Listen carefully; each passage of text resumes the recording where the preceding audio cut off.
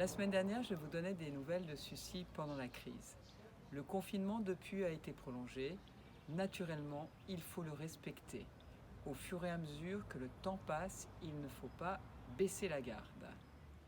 Je tiens à remercier très chaleureusement le personnel soignant qui est toujours en première ligne.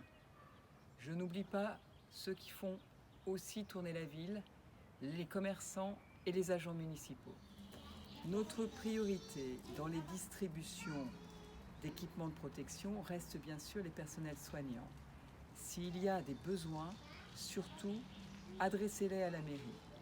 Mais nous avons été en mesure d'aider aussi les commerçants en leur donnant des masques et en leur proposant des visières. Grâce à la région Île-de-France, nous avons pu distribuer des masques chirurgicaux aux 8 pharmacies de Sucy.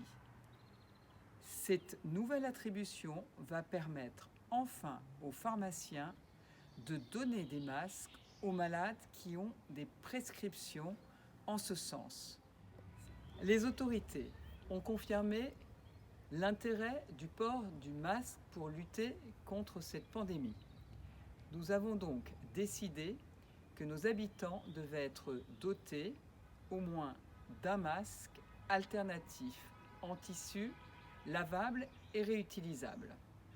Nous bénéficions d'une chaîne de solidarité pour les confectionner, mais nous avons voulu doter les couturières d'un tissu naturellement contrôlé pour que ces masques soient efficaces.